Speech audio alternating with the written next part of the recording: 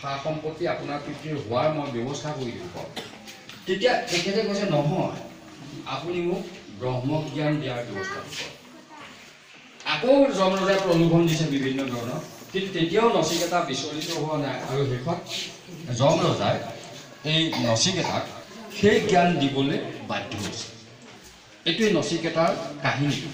আমাৰ এজন কবিয়ে নচিকেতাৰ ছদ্মনামো লৈছিলে, বাৰু যি নহওক।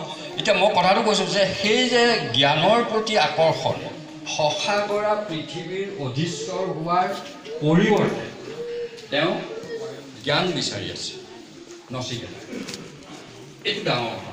গতিকে এইটো নমস্কাৰ। সৰ্বপ্ৰথমে আপোনাক মই নমস্কাৰ জনাইছোঁ আৰু আপোনাৰ চেনেলৰ যোগেদি অসমৰ সকলো সুধীজনক নমস্কাৰ জনাইছোঁ, সেৱা জনাইছোঁ।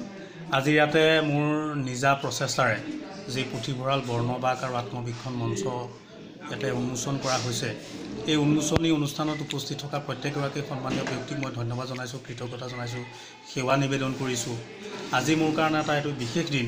মোৰ নিজৰ ঘৰত এটা পুথিভঁৰাল প্ৰতিষ্ঠা কৰা যিটো এটা বহু বছৰীয়া সপোন আছিল, সেই সপোনটিক মই আজি সাকাৰ ৰূপ দিবলৈ মই ইমানখিনি কৰিলোঁ। আৰু আহি এই পৰ্যায়ত মই উপনীত হ'লোহি।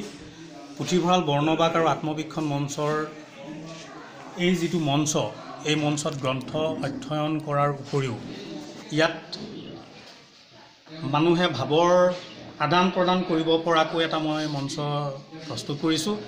গতিকে এই মঞ্চৰ প্ৰতি আপোনালোক সহযোগী হওক বা গ্ৰন্থ দান কৰক, গ্ৰন্থ অধ্যয়ন কৰিবলৈ ইয়ালৈ আহক আৰু নিজেও সমৃদ্ধ হওক। ধন্যবাদ। মানুহসকলে ভাল পায় যদি কিতাপ এখন লিখি পেলাই আপোনাক দিয়া হয়, দিয়কচোন দিয়ক, আপোনাৰ কিতাপখন ওলাইছে মই লওঁ। পাছত যদি সোধে কি পালে, সময়ে পোৱা নাই নহয়, তেতিয়া বেয়া লাগে। গতিকে সৰুৱে হওক, ডাঙৰে হওক, গ্ৰন্থই হওক, কবিতাই হওক, প্ৰবন্ধই হওক, গল্পই হওক, সকলোৱে পঢ়ি চাবচোন। যদি সদায় আপোনালোকে কিতাপখন পঢ়ি চায়, বহুত নজনা কথা জানিব।